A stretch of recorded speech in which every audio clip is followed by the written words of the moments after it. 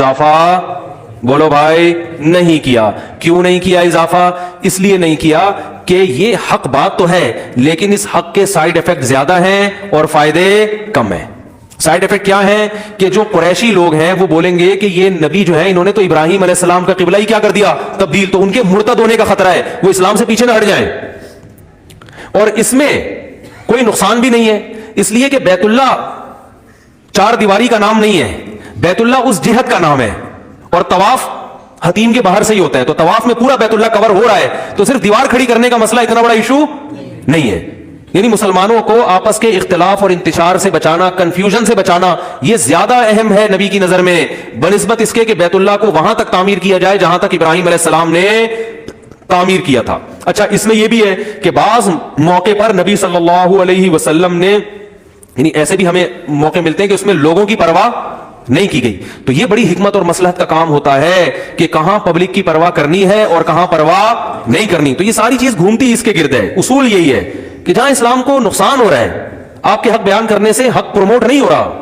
جیسے آپ کسی کی برائی لے کے بیان کر دو, خودکشی کا واقعہ ہوا, آپ نے سب کو بتا دیا, تو جنہوں نے نہیں بھی کی ان کو بھی خودکشی کرنے کا خیال آنا شروع ہو جائے گا. جیسے میڈیا بتاتا رہتا ہے یہ تیزاب پھینکنے کے واقعات, او بھائی اگر کسی گاؤں میں اللہ نہ کرے کسی بچی پہ تیزاب پھینکا ہے تو بس چپکے سے جا کے ایف آئی آر کٹوائی جائے, اس کے خلاف اس مجرم کو پکڑ کے عبرتناک سزا دی جائے. اس کو جب آپ نیوز میں بہت زیادہ اچھالیں گے تو ظالم مردوں کے دل میں یہ آئے گا کہ یار یہ بھی ہمارے پاس ایک آپشن ہے. اور اس کا ناجائز فائدہ وہ لوگ اٹھاتے ہیں جن کو کسی لڑکی سے عشق ہو گیا, اس نے بھی ٹوپیاں کرائیں, خوب پیسے ویسے بیلنس خوب ڈلوا دیے, پھر اس کو آپ سے زیادہ مالدار ملا, اس نے آپ کو ٹھینگا دکھایا, پتلی گلی سے نکل لی. تو پھر ایسے واقعات ہوتے ہیں کہ لوگ پھر یہ ڈرامے فلمیں دیکھ کر وہ بھی کہتے ہیں تجھے اپنے حسن سے بڑی متاثر ہے, تو حالانکہ اس کی یہ سزا بولو بھائی نہیں بنتی, بلکہ کوئی سزا بنتی نہیں ہے. اس لیے کہ اسلام میں جب تک نکاح نہیں ہوتا تو اس سے پہلے کا کوئی ایگریمنٹ نہیں ہے. اسلام گرل فرینڈ بوائے فرینڈ کو مانتا ہی نہیں ہے, جیسے اسلام سودی ایگریمنٹ کو نہیں مانتا.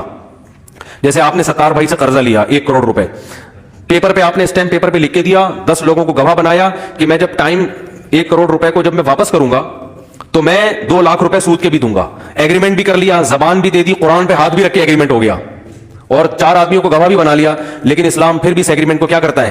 کلعدم. ستار بھائی جب آپ سے پیسے لینے کے لیے آئیں گے 1 کروڑ سے زیادہ ان کو لینے کی اجازت نہیں ہے. کچھ ایگریمنٹ ایسے ہیں جن کو اسلام کلعدم قرار دیتا ہے, وہ ایگریمنٹ مانتا ہی نہیں اسلام. سودی ایگریمنٹ کو اسلام کیا کہتا ہے؟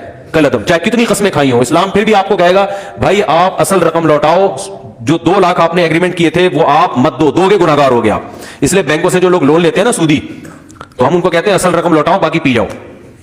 صحیح ہے نا, کیونکہ وہ سود آپ پر دینا لازم نہیں ہے, تو پی سکتے ہو آپ. اسلام کی ٹھیک ہے, یہ قانونی اسلام, پاکستان کا قانون اس کی اجازت نہیں دیتا, لیکن اسلام اس کی اجازت دیتا ہے کہ آپ نے بینک سے اگر قرضہ لیا اور سودی ایگریمنٹ کیا, بہت برا کیا, تو آپ جب اصل رقم آپ نے اگر لوٹا دی ہے تو پھر اضافی آپ پر لوٹانا لازم نہیں ہے, کیونکہ سورہ بقرہ کی صاف آیت ہے فَلَكُمْ رُؤُوسُ أَمْوَالِكُمْ, جتنا اصل مال تھا بس وہ لوٹاؤ گے, اس سے زیادہ نہیں ملے گا.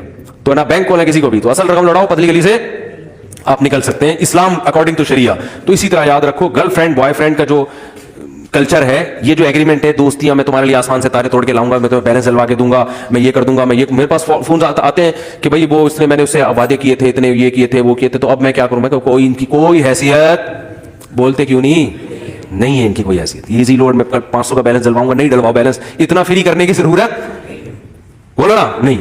اپنی والدہ کے موبائل میں بیلنس دلوا دو, اپنی ہمشیرہ بہن کے موبائل میں بیلنس دلوا دو, اپنی بیٹی کے موبائل میں بیلنس دلوا دو.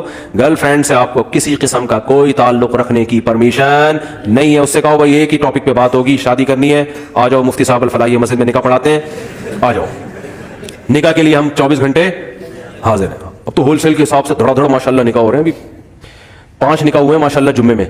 تو وہ لوگ, اب تو مجھے لگ رہا ہے لوگوں کا اس کے علاوہ کوئی کام ہی نہیں ہے. یہ شاید میرے پاس بہت زیادہ آنے شروع ہو گئے ہیں, یہی وجہ لگ رہا ہے. تو اتنے ماشاء اللہ وہ نکاح دھڑا ہوتے چلے جا رہے ہیں. ایک صاحب آئے, ابھی مجھے نہیں پتا تھا ان کی دوسری شادی ہے, لال سرخ ماشاء اللہ پٹھان تھے, وہ لگ رہا تھا پٹھان ہے, یورپ سے آئے تھے, لال سرخ ٹماٹر جیسے. میں نے نکاح پڑھا دیا, مجھے نہیں پتا تھا دوسری شادی ہو رہی ہے. نکاح پڑھایا, پھر آئے اور مجھے کھجوریں بھی گفٹ میں دی, اور ایسے خوشی سے ماشاء اللہ میری شادی ہوئی ہے, بالکل زبردست خوش. اور پتہ ہے میں نے دوسری شادی کی ہے بیوہ سے. مجھے کہنے لگے, میں نے کہا یار یہ تو بڑا اچھا کام ہو گیا, اور لال سرخ نا ایسے خوش سواد کے ہوتے ہیں نا جیسے. تو میں نے دوسری کی ہے بیوہ سے. آپ کے بیان سن کے, ابھی اسی جمعے کی بات ہے, آپ کے بیان سن کے میں نے دوسری شادی کی ہے بیوہ سے. بار بار بتا رہے ہیں بیوہ سے کی ہے دوسری شادی, اور یہ تو بالکل ینگ لڑکا, میرا خیال ہے 25 سال عمر ہوگی. تو میں نے کہا پہلی کو پتا, کہ نہیں اس کو نہیں پتا.